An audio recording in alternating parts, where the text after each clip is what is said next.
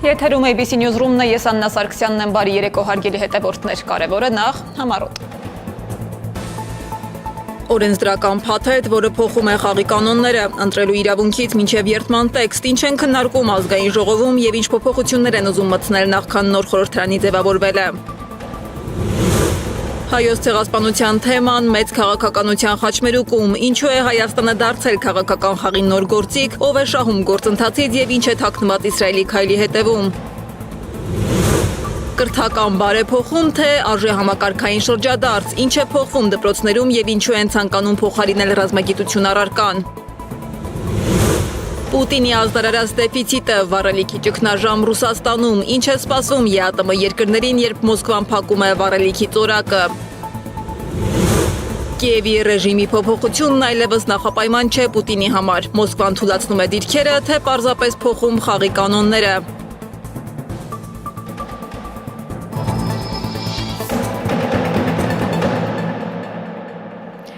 Սահմանադրական դատարանը 4-րդ օրն է շարունակում է ընտրության արդյունքները վիճարկող դիմումների քննությունը։ Այսօրվա նիստը բավականին լարված էր, վիճակը թեժացավ դատավոր Սեդա Սաֆարյանի հարցից հետո։ Սաֆարյանը անդրադառնալով դիմումներում թվարկված արևմտյան պաշտոնյաների ուղիղ ազդեցությանն ընտրության վրա, հարց է ուղղել, թե արդյոք ազդող չեն եղել Ռուսաստանի նախագահի, ռուս տարբեր պաշտոնյաների պարբերաբար Հայաստանի Հանրապետության իշխանության դեմ արվող հակաքարոզչությունն ու արտահայտողների նկատմամբ կիրառված սահմանափակումները։ Բարձր դատարան քաղաքական հայտարարություն է կատարվում ամբիոնից, որը որպես հաստատված փաստ։ Կարծում եմ դադարեցնենք դա։ Ասում եմ կարող է ազդել։ Նստեք մի րոպե, սրանից հետո առանց դատարանի թույլտվության խնդրում եմ չմոտենալ եւ միկրոֆոնից որևէ արտահայտություն։ Բարձր դատարան առարկությունները։ Պարոն Օրբելյան, նստեք։ Պարոն Օրբելյան, նկատողություն եմ ձեզ հայտարարում, նստեք։ Տպավորություն առաջացավ, որ հակափաստարկում է ներկայացվում, որը կարող էր իրականացվել երրորդ անձի կողմից, կարող էր իրականացվել պատասխանողի կողմից։ Այդ իսկ պատճառով նաև բարձր դատարանին իմ պատասխանը, ինչպես նշեցի սկզբանե, ունի նաև առաջարկության հանգամանք, ես գտնում եմ բարձր դատարան, որ նշված է, եթե դատավորներից որևէ մեկը գտնի, արդյոք կարող է հանդիսանալ հիմք դատավորի մասնակցության անհնարինության հարցը վերստին քննարկելու։ Ոչ թե որևէ կերպ օրինակ Տիկին Սաֆարյանի հարցը ինձ համար դժվարություն առաջացնող էր։ Արդեն պատասխանը ներկայացրեցի, բայց այն, որ նման հարցադրում հնչում է ոչ թե դիմումի շրջանակներում, այլ որոշակի առումով հակափաստարկման կամ հակառակ համեմատականի, կանխակալության կամ անաչառության մտահոգություն առաջացնում է։ Վարդևանյանը հայտարարել է, որ ուժեղ Հայաստան դաշինքն այնպիսի խոչընդոտների է բախվել, որոնք էական ազդեցություն են ունեցել ընտրության արդյունքի վրա։ Էական խոչընդոտների շարքում նա նշել է Սամվել Կարապետյանի տնային կալանքը, քրեական հետապնդումների ինտենսիվությունը, կալանքը որպես խափանման միջոց կիրառելու միջնորդություններով զուգորդված։ Այստեղ ամբողջ խնդիրը նա է, որ քաղաքացիական պայմանագրի կողմից է ատելության խոսքի իրացումը իրականացվել, դրա վերաբերյալ ունենք իրավական փաստական տվյալը եւ այն, ինչ իրացվում է, այդ պահին էլ գործադիր իշխանության ղեկավարի լծակները ունենալու պայմաններում դրա ազդեցության աստիճանը անհամադրելի է որևէ այլ ուժի կողմից նման բառամթերք ծրագրերից նման կերպ շեղվելու իրավիճակի հետ։ Իդեպ մենք կենտրոնական ընտրական հանձնաժողովի նիստի ընթացքում հենց դա ենք բարձրաձայնել։ Արամ Օրբելյանն էլ հայտարարել է, որ գրեթե բոլոր ընտրատեղամասերում, որոնցում եղել են խախտումներ, հաղթել է ՔՊ-ն։ Նա հավելել է, որ խախտումներն այնքանակի են, որ թույլ են տալիս կասկածի տակ դնել ամբողջ գործընթացը։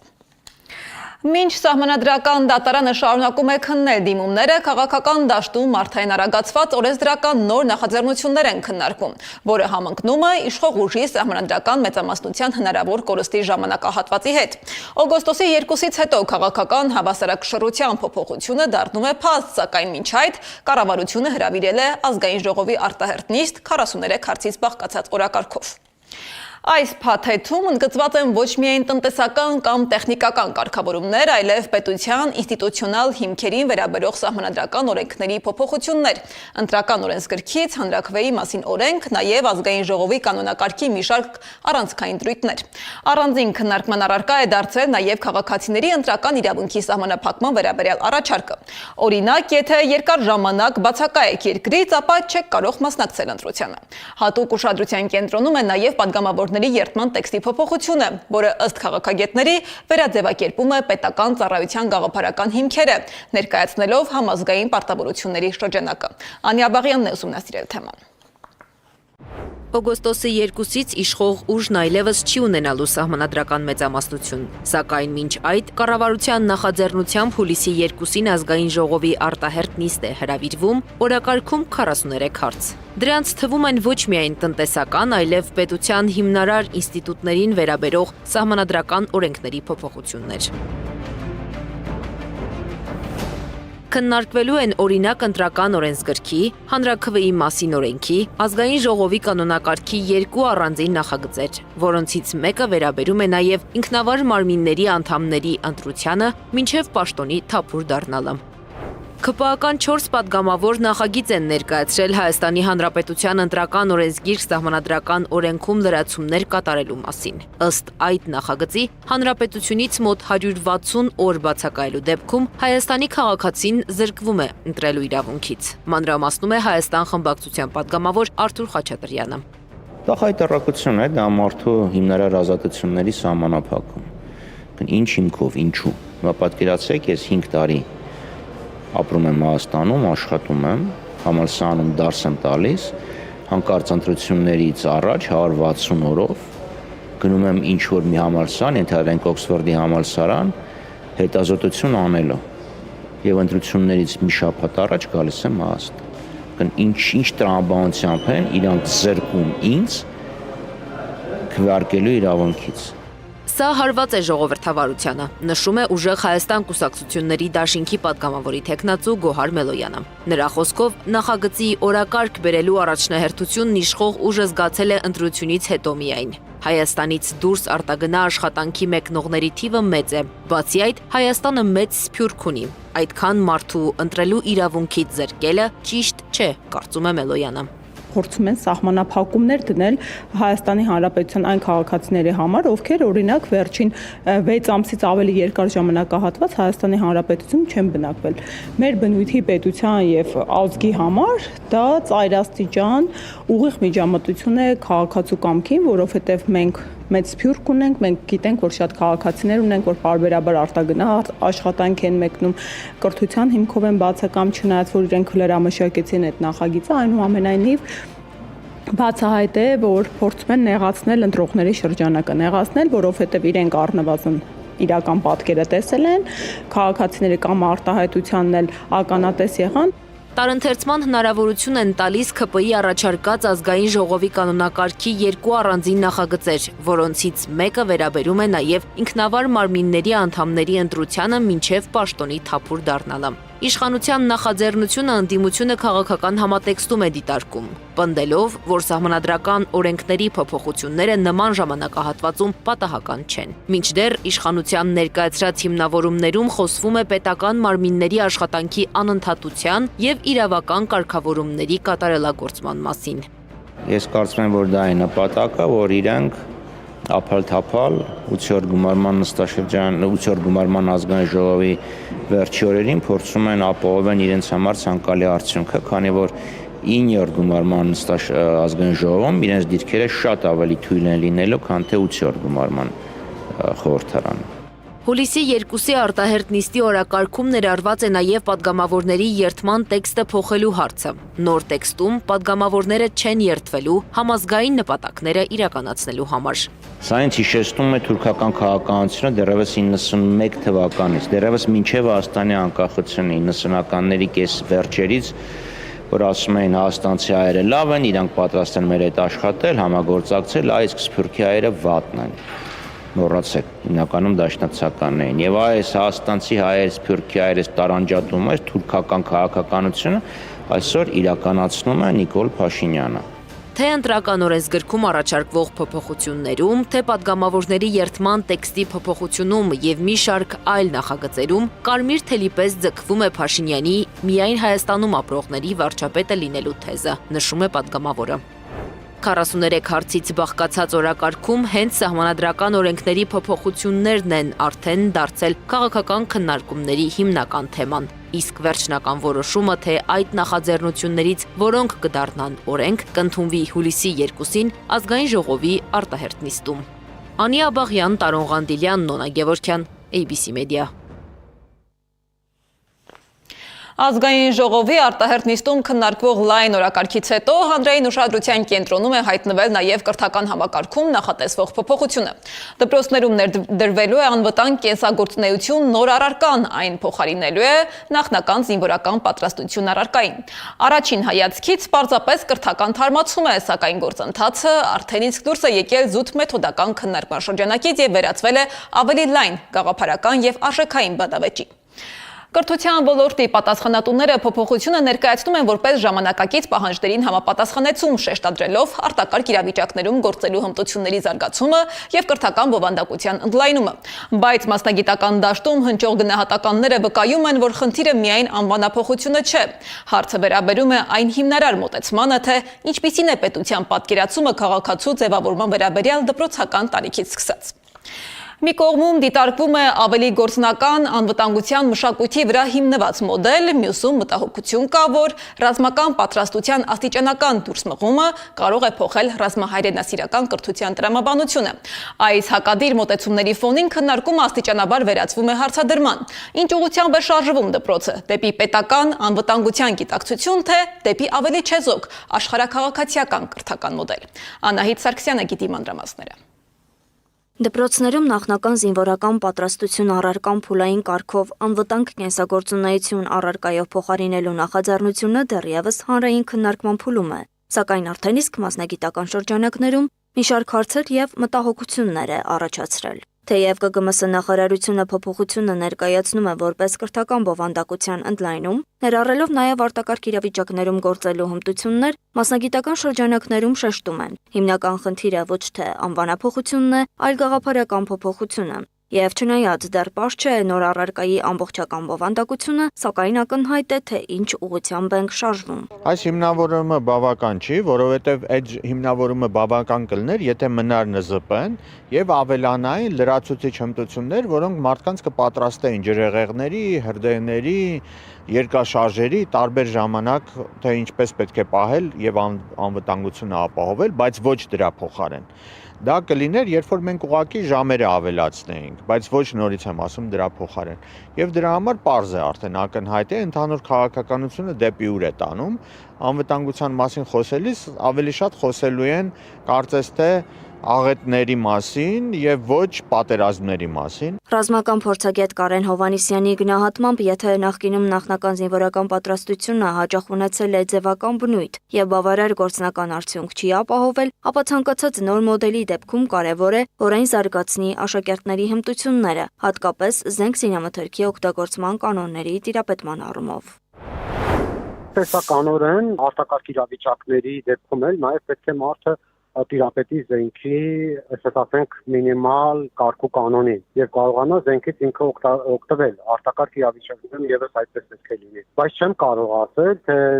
ինչ որքանով կներառեն նախնական զինվորական պատրաստականության առարկան այդ առարկայի մեջ, բայց միևնույն ժամանակ պետք է ասեմ, որ դեմ եմ, որ ներառեն, որովհետեւ այն պետք է լինի իրականում առանձին առարկա, թեկուզ 2 շաբաթը մեկ անգամ, բայց լինի առանձին առարկա եւ այն անցկացվի ոչ թե դասարանում, այլ հենց զորամասում, այդ դասընթացը անցկացվի հենց զորամասում։ Ռազմական փորձագետի կարծիքով նույնիսկ քաղաքացիական մակարդակում անհրաժեշտ է, որ թե տղաները, թե աղջիկները ունենան զենքից օգտվելու նվազագույն գիտելիքներ։ Փորձագետը ընդգծում է նաև միջազգային փորձի դիտարկման կարևորությունը, նշելով, որ տարբեր երկրներում կիրառվում են տարբեր մոդելներ։ Նրա խոսքով օրինակելի մոտեցումներից մեկը Իրանի Իսլամական Հանրապետության փորձն է, որտեղ ըստ նրա դպրոցական եւ արտադպրոցական ծրագրերի միջոցով իրականացվում է պարտադիր ռազմական եւ գործնական պատրաստություն։ Ոչ միայն դպրոցներում, այլ նաև պարտադիր ճամբարներում, մեր պատկերացած ճամբարներում, որոնք որ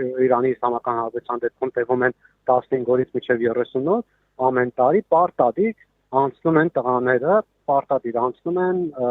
զինվորական նախնական պատրաստականություն։ Իսկ կրթության փորձագետ Ատոմ Մխիթարյանը շեշտում է, կարևորն այն է, թե ինչ նպատակ ունի պետությունը։ Եթե կարծում ենք, թե պաշտպանության կարիք չունենք եւ ուզում ենք պարզապես աշխարհաքաղաքացի լինել, ուրեմն նախնական զինվորական պատրաստություն առարկան էլ կարող է փոխարինվել անվտանգ կենսագործունեությամբ։ Եթե մենք խոսում ենք գլոբալ անվտանգության մասին, ստացվում է, որ մենք ավելի շատ խոսելու ենք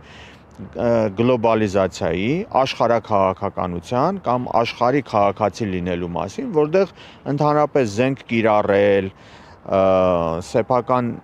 պաշտպանությունը կազմակերպելու կարիքը չկա։ Դու կարող ես շատ հեշտությամբ լքել այդ երկիրը, ուրիշ մի երկրում ապրել։ Կարևորը այստեղ ինչն է, կարևորը ստամոքսն է եւ ստամոքսի հետ կապված մտածողությունը։ Ըստ Ատոմ Մխիթարյանի, նախնական զինվորական պատրաստություն առարկայի փոխարինումը պետության որդեգրած քաղաքականության շարունակական քայլերից մեկն է միայն։ Եթե մի քիչ ավելի կողքից նայենք, հասկանում ենք, որ այս ամբողջը տեղավորվում է ադրբեջանական, արևմտյան Ադրբեջան քաղաքականության ներքո,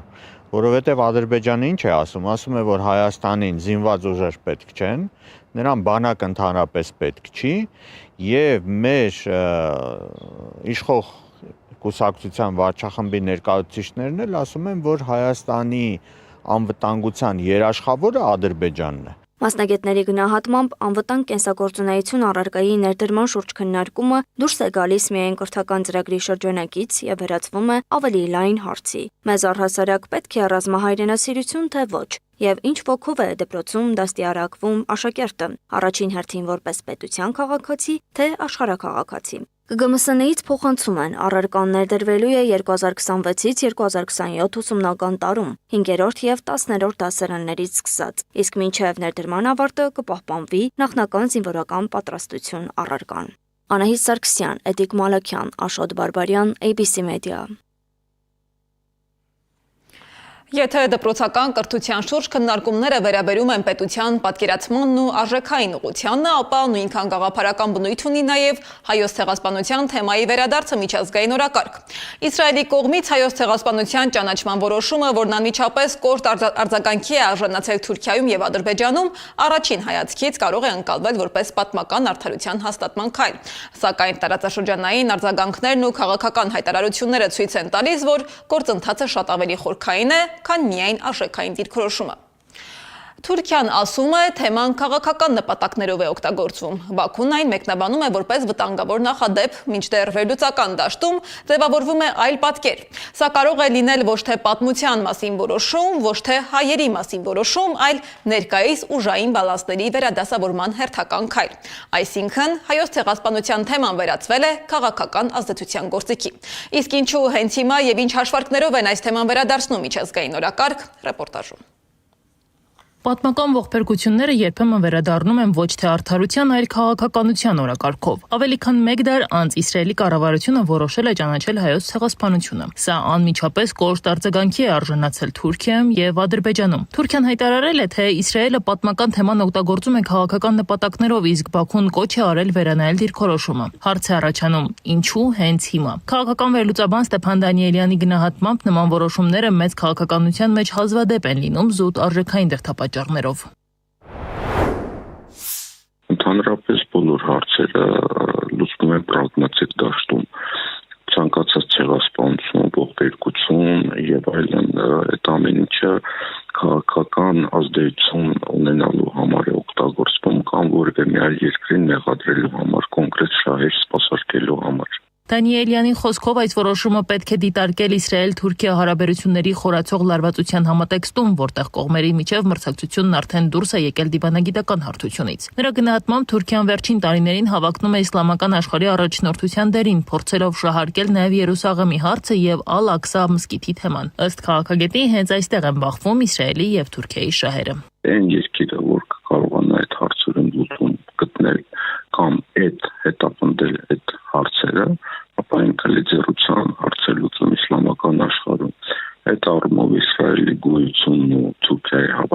հավակնությունները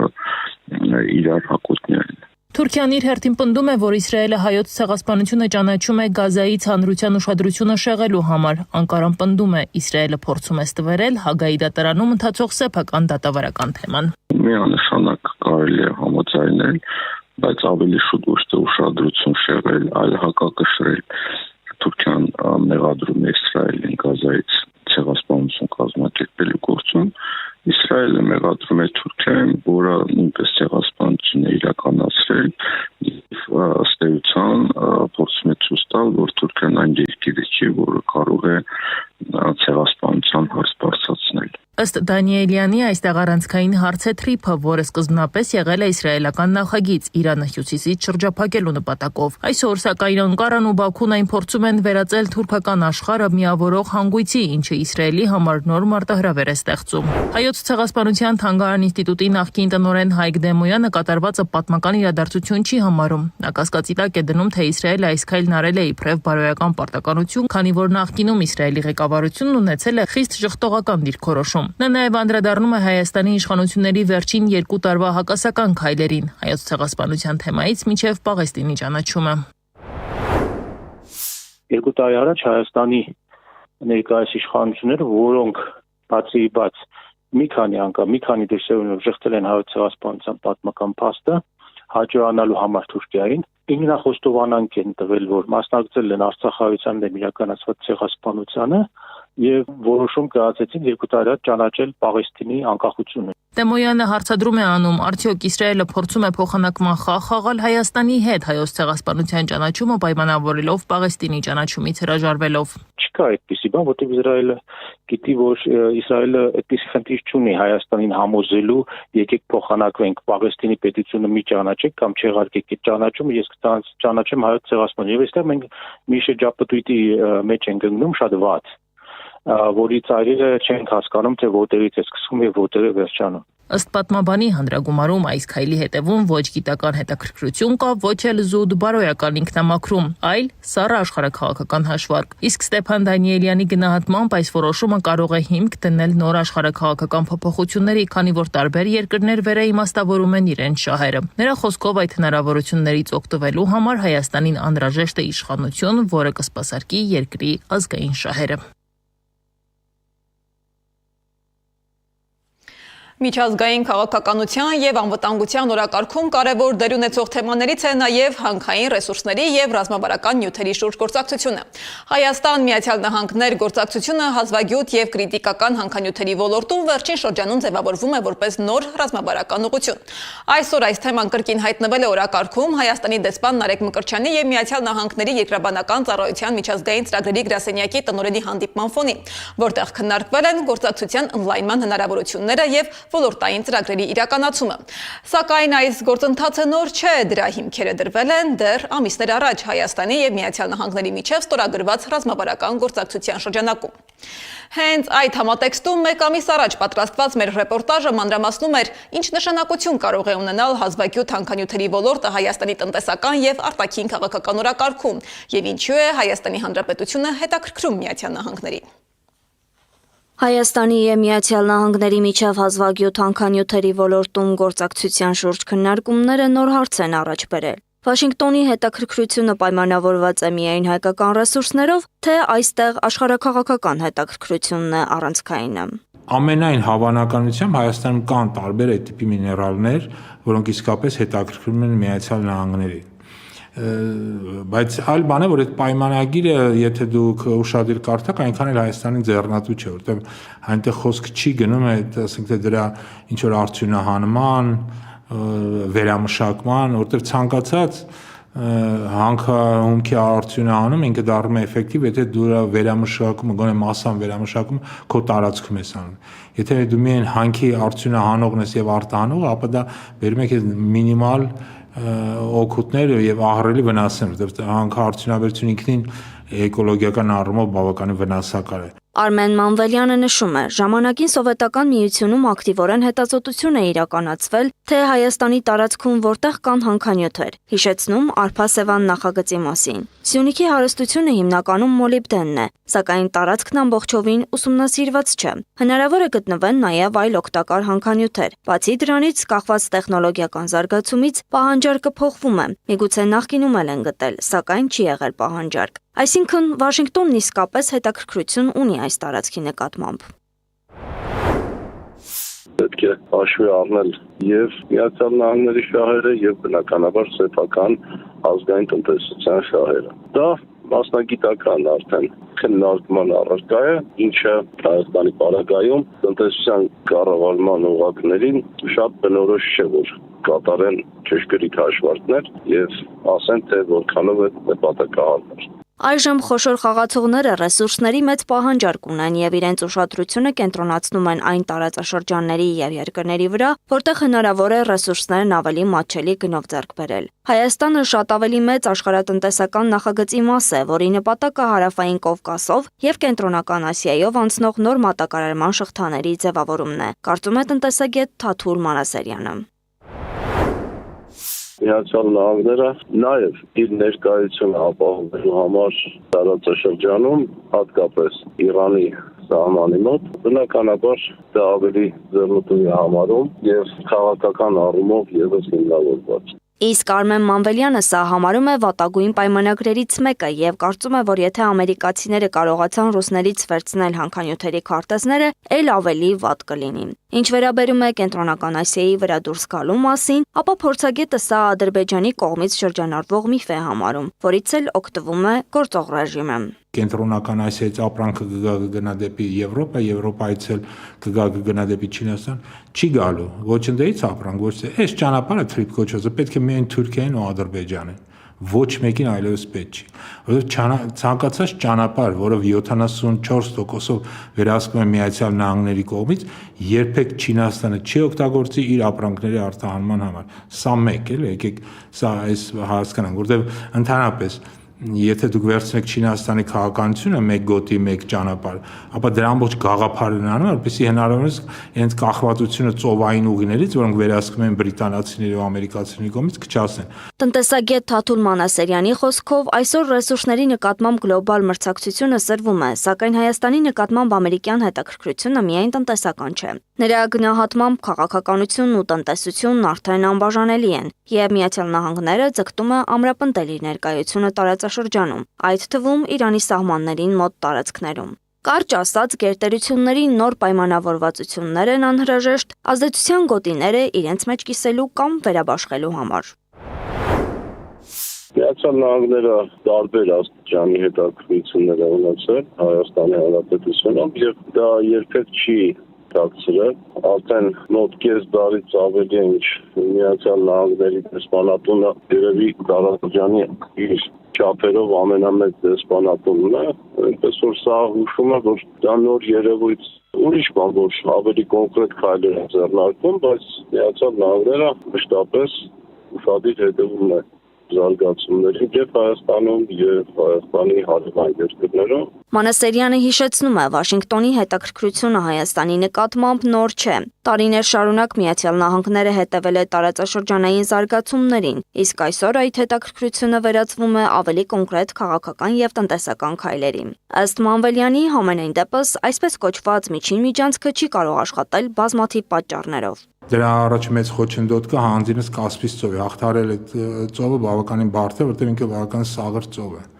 Իսկ ամենախոշոր նավերը, որոնք կան Կասպից ծովում, մոտավորապես 15000 տոննա են։ Համացան համար ասեմ, որոնք Պարսից ծոցի նավթատարները սկսում են 100,000 տոննայից, ամենափոքրն է 100,000-ը, ստի ամենամեծը 15-16000 տոննա է։ Այսինքն որ հասկանաք էլի տարբերությունը։ Հետևաբար ցանկացած ապրանք, որը գալիս է օրինակից Չինաստանից Կենտրոնական Ասիա, Կենտրոնական Ասիայից պետք է անցնի նավերը, անցնի դեպի Ադրբեջան եւ ԱՊԿ, ինքը ահռելի թանկ է նստում։ Այս փաստաթուղթը եւս հիմնված է Միացյալ Նահանգների շահերի վրա, իսկ Վաշինգտոնի այսքան մեծ հետաքրքրությունը պայմանավորված է շատ կարևոր փաստերով՝ փակել Մեղրիի ճանապարհը Իրանի համար, Հայաստանին տանել հակառուսական եւ հակաիրանական ճանապարհով, որը շատ վտանգավոր է Հայաստանի Հանրապետության ապագայի համար։ Անահիտ Սարգսյան, Էդիկ Մալաքյան, Գեգամ Ղազարյան, ABC Media։ Հանքանյութերի եւ աշխարհաքաղաքական մրցակցության ֆոնին միջազգային շուկաներում նոր լարվածություններ են ձևավորվում նաեւ էներգետիկ ոլորտում։ Ռուսաստանը կանգնած է վառելիքի լուրջ ճգնաժամի շեմին, որը սկսել է ձևավորել նաեւ տարածաշրջանային ռիսկեր։ Վլադիմիր Պուտինը պաշտոնապես խոսել է ներքին շուկայում դեֆիցիտի մասին, նշելով, որ նավթավերամշակող գործարանները աշխատում են առավելագույն ծանրաբեռնվածությամբ, իսկ պահուստային պաշարները արդեն ներգրաված են։ Միաժամանակ քննարկվում է ոչ միայն բենզինի եւ ավիակերոսինի, այլ նաեւ վառելիքի արտահանման լիակատար արգելքի հնարավորությունը։ Այս սահմանափակումը կարող է անմիջապես ազդել նաև ԵԱՏՄ երկրների վրա, որտեղ այդ թվում Հայաստանը շարունակում է մեծապես կախված լինել ռուսական վառելիքից։ Սեդա Գյուրեղյանը գիտի մանրամասները։ Ռուսաստանը հնարավոր է լիակատար արգելք դնի երկրում արտադրվող ամբողջ վառելիքի արտահանման վրա։ Կառավարության եւ էներգետիկ ընկերությունների ղեկավարների հետ Վլադիմիր Պուտինը առաջին անգամ պաշտոնապես խոսել է երկրում վառելիքի լուրջ դեֆիցիտի մասին։ Այս պահին նավթավերամշակող գործարանները առավելագույն ներուժով են աշխատում։ Ներքին շուկա արդեն մուտք է գործել նախապես կուտակված վառելիքի պահուստային խմբաքանակը, պետք է գործենք պատասխանատու եւ կոկիկ։